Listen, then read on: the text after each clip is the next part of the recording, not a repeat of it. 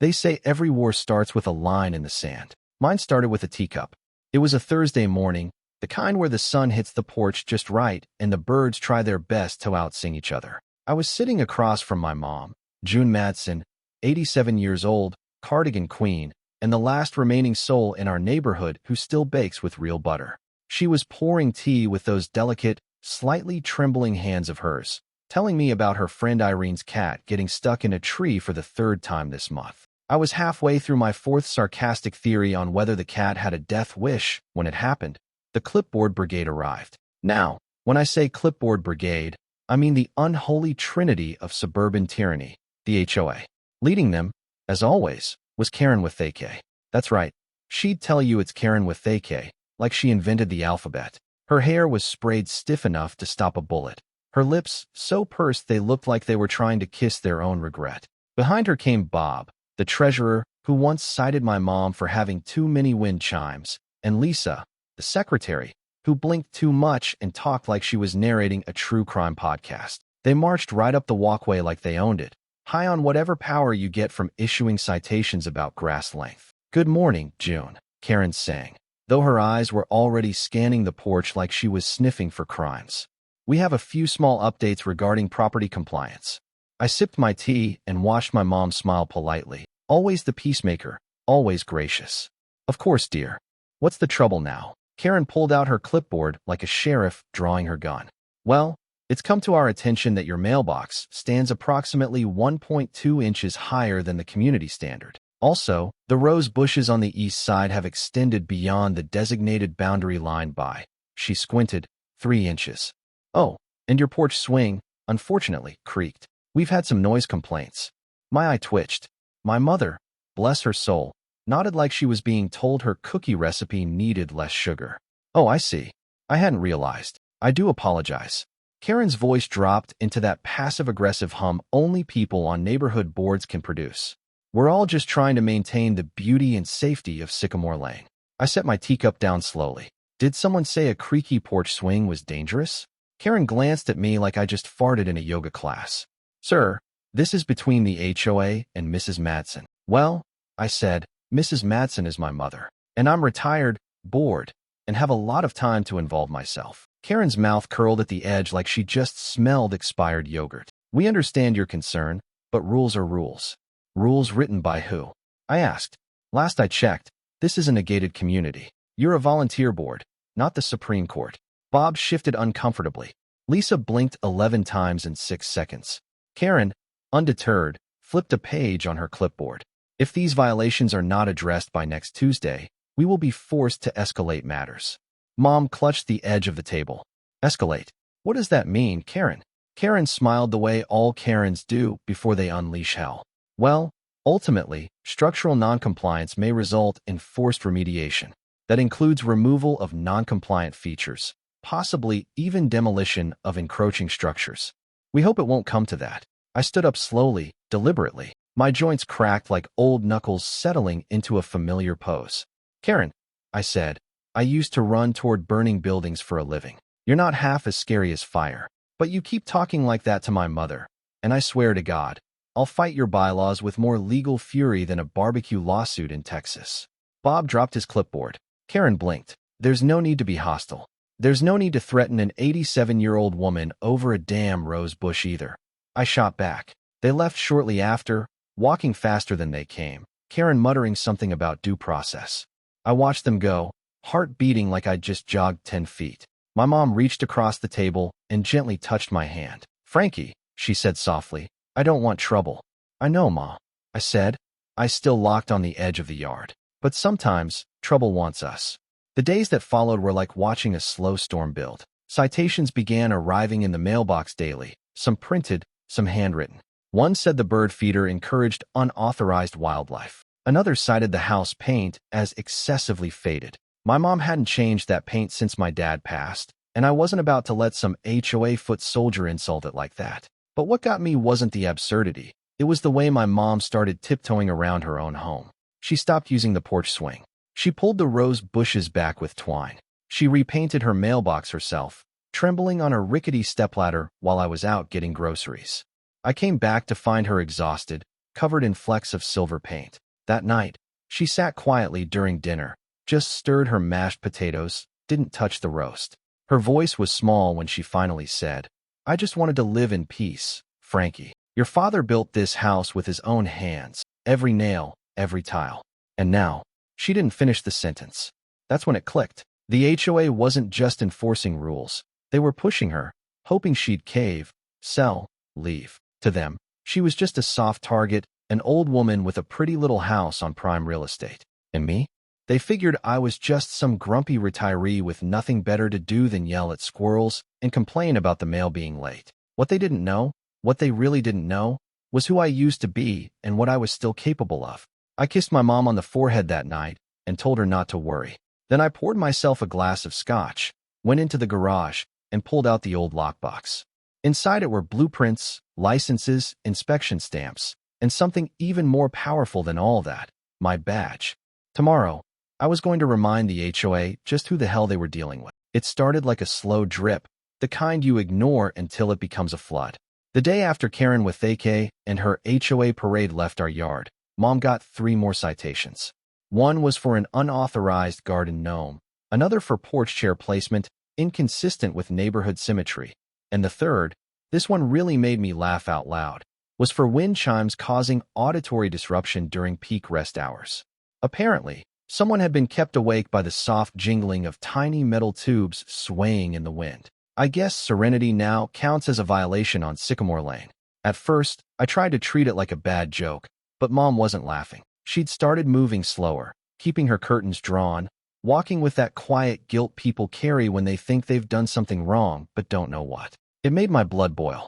These people weren't just following rules, they were weaponizing them. And the target was the woman who used to pack my school lunches and sew patches on my scout uniform. The same woman who once stood on our front lawn in her nightgown during a thunderstorm, yelling at a burglar to drop her lawnmower. That woman deserved peace, not paperwork and threats. By Friday, the mailbox looked like a crime scene, yellow citations flapping in the wind like warning flags. I stood out there with a garbage bag, tearing them down one by one, while a woman from across the street filmed me with her phone. I smiled and waved. If they wanted drama, I'd give them the full damn show.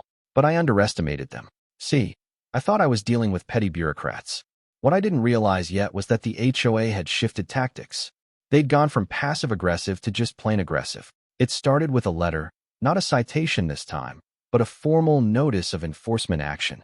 According to the HOA board, my mother's home had persistently failed to adhere to mandatory structural compliance. The phrase forced remediation appeared 5 times. There was a deadline, Tuesday at noon. If the cited issues weren't resolved by then, the HOA reserved the right to proceed with necessary corrections, including removal of non-compliant structures at owner's expense. In plain English, they were threatening to tear down parts of my mother's home. I marched to the HOA office that same afternoon, which operated out of a converted garage 2 streets over. The door was locked, of course. A handwritten sign read, "By appointment only. Violators will be reported." I knocked hard enough to rattle the siding. After 3 minutes, Lisa, the blinking secretary, finally opened the door a crack, saw me, and froze.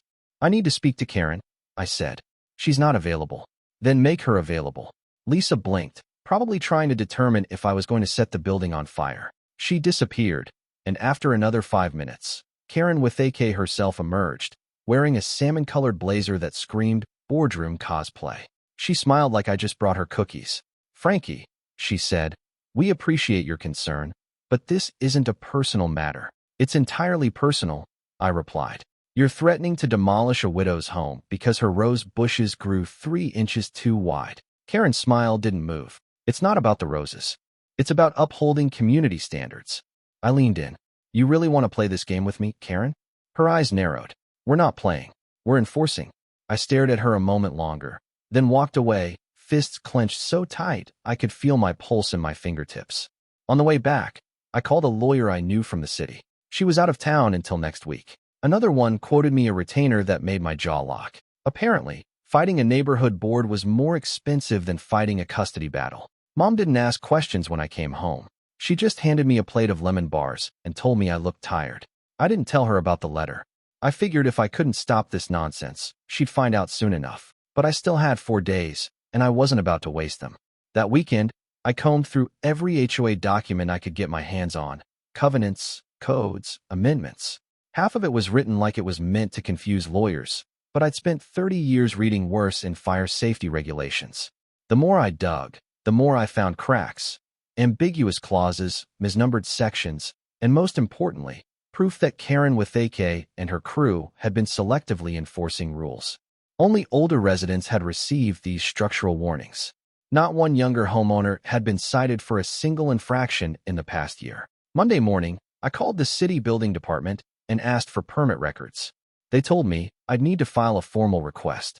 I did. Then I went down there in person to check the status, which somehow got my form approved faster. Bureaucracy respects persistence when it's wearing old boots and a Vietnam vet cap. I found something interesting. The HOA's own office, that smug little converted garage, hadn't been properly zoned for business use. No permit, no inspection, no fire clearance. I smiled for the first time in days.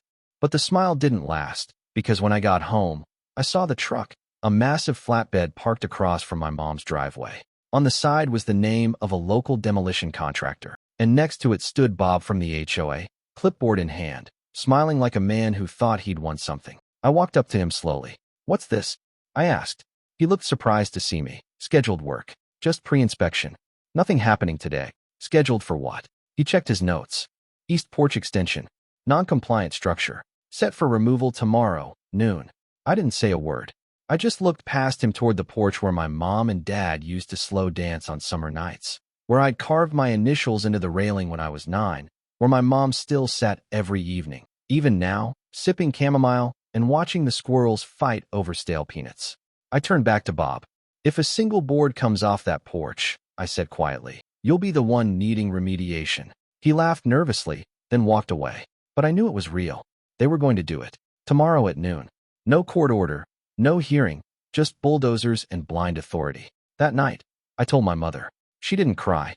She didn't even blink. She just sat there, hands folded, looking out the window at her roses. Then she said something I'll never forget. "Frankie, if your father was here, he'd have already burned down the HOA office." I laughed. She didn't. She turned her head and gave me a look I hadn't seen in years, the one she used to give Dad when he came home with grease on his shirt and a bad excuse. It said, "Fix it." So I got up, went into the garage, and pulled out the folder I'd been building all weekend. Tomorrow, they'd bring their machines, but I'd bring something better: receipts. The morning of the demolition was quiet, too quiet. It was the kind of silence that presses on your ears like cotton, makes the world feel like it's holding its breath. My mother was dressed before the sun came up, sitting on the edge of her bed, fully clothed, hair done, hands folded in her lap. She didn't ask what time they were coming. She already knew. The porch she loved, the one my father built nail by nail during the year he came home from the factory early every Friday just to surprise her with progress, was about to be reduced to rubble by people who thought flower beds were threats and lawn chairs were illegal weapons. I made coffee and poured her a cup, not that either of us touched it. I kept glancing out the window like some kind of sentry, watching for the first sign of diesel fumes and arrogance. I could feel it in my bones. They'd come early. Bullies don't wait for permission. They move fast, hoping you'll trip trying to stop them. At 11:17 a.m., the first truck pulled up. No sirens, no warnings, just the low rumble of inevitability. It was the same flatbed from the day before, only now with a second one behind it. Stepping out of the lead vehicle was Karen Withake, dressed like she was going to brunch, not supervising the destruction of a widow's memories. She was flanked by 2 workers in hard hats who looked more bored than prepared. Behind them, Bob the treasurer was holding a clipboard again, probably thinking it gave him authority. Lisa wasn't there. I imagined she'd blinked herself into another time zone. I opened the front door before they could knock, stepping out onto the porch they'd come to kill. Karen Withake looked surprised to see me, like she'd hoped I'd taken Mom to a matinee or moved her to a nursing home out of town. Instead, there I stood in a flannel shirt, jeans, and an expression that said I wasn't in the mood for a debate club. "This structure," Karen Withake began, gesturing to the porch with a practiced flourish, "has been ruled non-compliant. As of noon, it will be removed by licensed professionals under Section 4C, Subclause E, of the HOA bylaws." I said nothing. She tried again. "Sir, I'd advise you to step aside. We don't want this to escalate." It was almost cute, watching her act like she was the adult in the room. I reached into the folder I'd been gripping since dawn and pulled out the first document. This, I said, holding it up, is a letter from the city zoning office confirming that the original porch plans, filed in 1974, are still on record and legally grandfathered into the Neighborhood Construction Code, Section 12, Paragraph 3. That means you have no legal grounds to remove it. Bob shifted uncomfortably. Karen Withake didn't flinch. Those records are outdated, she said. I pulled out another sheet. This is a recent certification from a structural engineer stating that the porch is sound, stable, and poses no hazard. I had it inspected 2 days ago. He even said it was better built than half the houses on this block. Still no reaction. And this, I said, pulling out the last page, is a cease and desist order issued this morning by a district judge pending review of the HOA's recent enforcement patterns, which appear, how do I put this, to unfairly target elderly residents. So unless you'd like to explain to a courtroom why your board has only cited homeowners over the age of 70 in the last 6 months, I'd suggest your team packs up those toys and finds another porch to demolish. Karen Withake took the papers slowly, her smile faltering. She read through them, lips tightening with every word. Behind her, the workers were shifting from one foot to the other, clearly less enthusiastic about bulldozing something that might now be illegal to touch. Bob was staring at the ground like it might suddenly open up and swallow him. There's protocol, Karen Withake finally muttered. And it's been ignored, I replied. Repeatedly, selectively, illegally. You don't just get to tear down someone's home because a shrub grows the wrong way. She took a breath, probably weighing her options. She could push this and risk a very public lawsuit, or she could back off and save face. She chose the middle path, of course. Karen Withake always did. We'll postpone today's action pending legal review, she said stiffly, folding the documents and handing them back with the grace of someone offering a used tissue. But the matter isn't settled. It is for now, I said, turning back toward the door. Then I paused. Oh, by the way, I added, looking over my shoulder. Your office, you know, the one on Magnolia Court? It's not zoned for commercial use. Never was. No permits, no fire clearance. Just thought you should know. Wouldn't want any non-compliant structures getting in the way of community beauty. Karen Withake's face went pale. Bob looked like he just swallowed a live frog. The workers climbed back into the truck without a word. And just like that, they left. Inside, Mom was standing by the window, watching through the sheer curtains. She didn't say anything at first. Then she turned, eyes glassy but proud. I thought they were going to do it, she said softly. They were, I replied. But they didn't count on me still knowing how to fight a fire. She smiled and walked back to her chair, lowering herself into it with a sigh that sounded like relief and grief mixed into one. That night, I sat on the porch with her. The swing creaked in the wind, soft and familiar. The stars peeked through the trees, and for a while, we just sat there, listening to the silence. But I knew this wasn't over. People like Karen Withake don't lose well. They retreat, regroup, and come back meaner. I wasn't just some cranky old man with an axe to grind. I was something worse in their eyes. Someone who wouldn't sit down and shut up. The folder was just the beginning. I had more. Old contacts, retired inspectors, public records. If they wanted a war over this porch, I'd give them the kind that ends with their little clipboard kingdom crumbling into dust. Because this wasn't about zoning anymore. This was about showing them that my mother wasn't alone and that I still remembered exactly how to hold the line. 2 days after the aborted demolition, something strange started happening on Sycamore Lane. Neighbors I hadn't spoken to in years began showing up on our porch with casseroles, cookies, and more stories than I had time to listen to.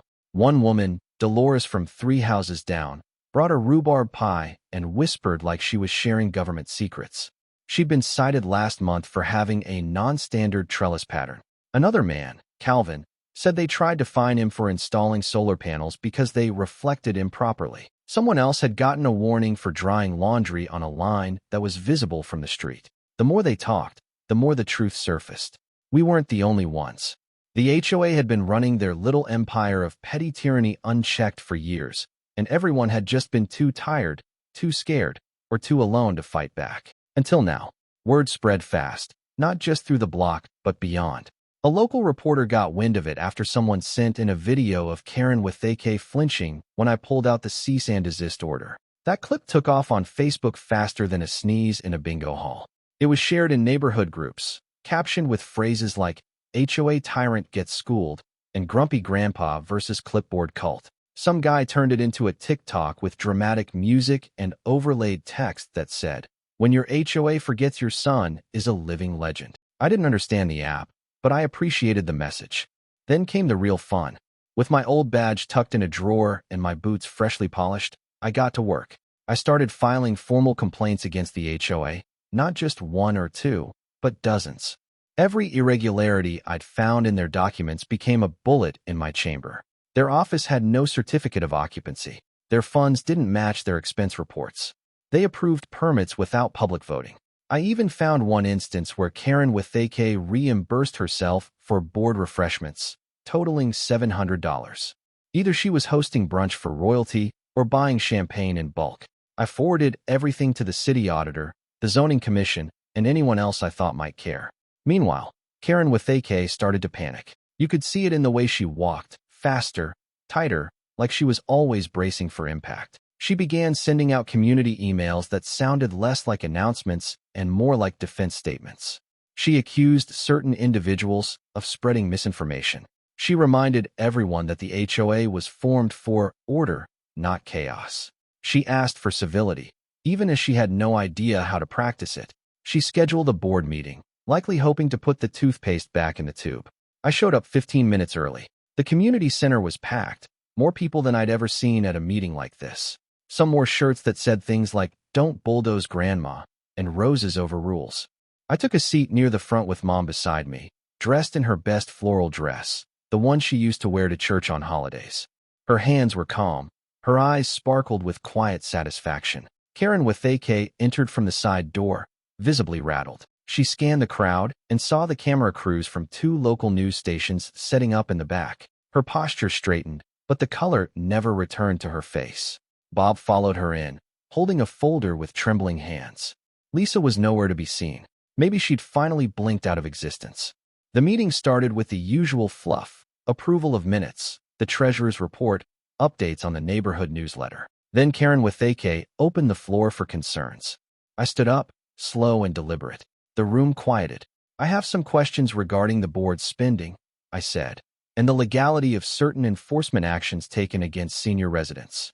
Karen with AK tried to redirect. "That's not on the agenda tonight." "It is now," I interrupted. "Unless you'd prefer I go over it in court instead." There was a beat of silence before someone in the back clapped. Then another. Then the whole room joined in. A low rumble of approval that turned into full-blown applause. Karen with AK's face tightened like a door slamming shut. I handed a packet to the nearest board member, a younger woman who looked like she regretted ever signing up. Inside were copies of every complaint, every document, every inconsistency I'd found. The board flipped through the papers like they were looking at a bomb manual, which, in a way, they were. Karen with AK tried to fight back. She claimed I was harassing the board. She accused me of slander. But each time she raised her voice, I calmly presented another fact, another document, another date, name, signature. Truth is a funny thing. It doesn't yell. It just stands there until everyone else runs out of breath. In the end, the board was forced to make a motion, a vote to suspend all active enforcement actions until a full audit could be completed. The motion passed, barely, with Karen with AK abstaining, her hands white-knuckled around her pen. Afterward, people came up to shake my hand, pat my back, ask how they could help. Mom got more hugs than I could count. The energy was electric, like a neighborhood waking up from a long sleep. We walked home slowly, side by side, under the warm glow of streetlights and a sky full of stars. When we reached the porch, still standing, still creaky, I helped her up the steps. She sat on the swing, gave it a gentle push with her foot, and looked out at the quiet street. "You think they'll leave us alone now?" she asked. I sat beside her, resting my arms on my knees. "Maybe, maybe not." She looked at me, a knowing smile on her face. "But now they know who they're messing with." I nodded. "Now they do." Across the street, a new sign had gone up in someone's yard, hand-painted, uneven letters that read, "HOA Free Minds Grow the Best Roses." I had no idea who put it there, but it made me laugh. Mom closed her eyes, the swing gently rocking beneath us.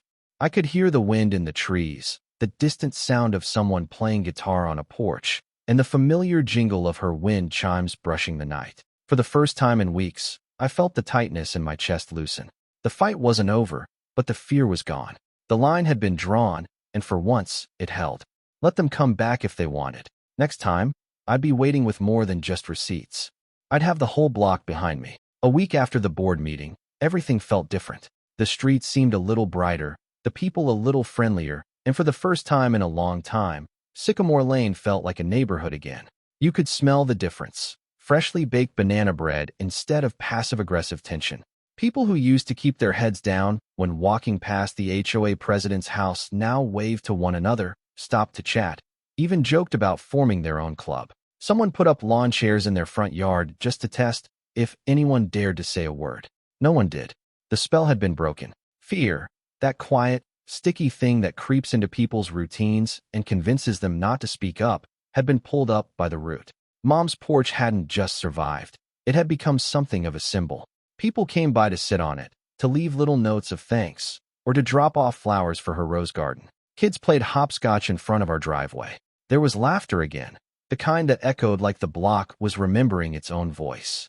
Mom didn't say much about it. She just smiled more, sat on the swing longer in the evenings. She even added a second wind chime, a bigger one that made this deep, soothing hum every time the wind rolled through. She said it made the house sound like it was exhaling. Then one afternoon, a sleek black car pulled up out front, polished and official-looking. I was trimming the hedges and noticed the city seal on the door just before the driver stepped out. He was tall, suited, and sweating slightly from the heat, but still wore that practiced smile government types always seem to carry. He introduced himself as the mayor's representative and asked if he could have a word with me. I invited him up to the porch, offered him some lemonade that Mom had just finished pouring, and we sat under the shade while the chimes played their lazy melody. He got straight to the point. Word of what happened on Sycamore Lane had reached the mayor's office, he said. Not just the HOA conflict, but how the community had come together, how violations were challenged legally and respectfully, how the senior citizens who were once targeted were now empowered. He called it a model of grassroots civic engagement. I almost choked on my drink, but he wasn't joking. He said the mayor wanted to meet me, shake my hand, maybe even offer me a small advisory role in a new initiative on housing fairness and neighborhood equity. I laughed and told him I wasn't looking for a job. He said it didn't come with a salary, just a platform and a shiny plaque if I wanted one. I looked over at Mom, who had just sat down with her knitting and raised an eyebrow at me. She didn't say a word, but I knew what she meant. This thing wasn't over. It was just beginning. The next day, Karen with AK was spotted in a gardening apron at the local nursery. Someone snapped a photo of her squinting at a shelf of rose fertilizer with a look of defeat, so perfect it belonged in a painting. Word had it she resigned from the HOA board quietly, citing personal stress and the need to focus on self-care. Bob stepped down soon after, claiming he needed to reconnect with family. The HOA, now under temporary oversight by a rotating group of volunteers, had frozen all fines and citations and opened up the bylaw revision process to the entire community. Transparency became the new trend. For once, everyone had a say, and it turned out they had a lot to say. Some rules were tossed out completely. Others were rewritten in language people could actually understand. One woman even proposed a neighborhood barbecue as a regular monthly check-in instead of meetings. It passed unanimously. As for Lisa, the blinking secretary, she eventually returned and took up a role helping seniors file paperwork for free. No one really knew what made her switch sides, but I suspected it was the power of seeing her clipboard used for good instead of petty evil. Weeks passed, and the porch became more than just a place to sit. It became a kind of landmark. Someone from the paper called it the heart of Sycamore Lane. A local art student painted it in watercolor and submitted it to a town exhibit. Mom made cookies shaped like tiny roses and handed them out in cellophane bags that read, "Thank you for standing with June." It was the most peace I'd seen her have in years. She looked 10 years younger. Her laugh came easier. She even started wearing lipstick again, just a little, just on Sundays. Then one morning, I installed the bench. It was made from reclaimed oak, sanded smooth, with wide armrests and a slightly curved backrest. I'd carved a small inscription along the top rail, just enough to catch the light, but not be gaudy. It read, "For June Madsen, whose roses were too wild to be contained." She read it 3 times and didn't say a word. Then she walked over, sat on it, and let out a long, deep sigh. Her hand brushed over the carved words like she was touching a memory. That night, we had company. Neighbors, friends, even a few people from other blocks who had followed the story and wanted to say hello. We lit candles along the walkway and served pie on paper plates. Somebody brought a guitar. Somebody else brought folding chairs. It turned into a porch concert. Laughter echoed again. Kids ran in circles with sparklers, and the stars came out like they'd been waiting for the perfect backdrop. Mom sat beside me on the swing, quiet, content, smiling like the house had finally exhaled and let go of every last ounce of fear. She leaned her head on my shoulder and whispered, "Your father would have loved this." I nodded, the knot in my throat too tight for words. We sat like that for a long time, just listening, to the music, to the wind, to the soft, familiar chime of victory not earned through war, but through stubborn love and a refusal to bend to nonsense. And as the night wore on, I realized something I hadn't understood before. This whole mess, this fight, this ridiculous ordeal over rose bushes and porch swings, it wasn't about the house. It was about the people who lived in it, about standing up when no one else would, about showing that sometimes the best defense against tyranny is a well-timed cease and desist letter, a sharp tongue, and a porch full of witnesses. So if they ever come back, and someone always does, they'll find me right here. Same swing, same coffee cup, same wind chimes singing in defiance. And they'll know they picked the wrong block again. Because here, we remember what matters, and we don't let roses go without a fight.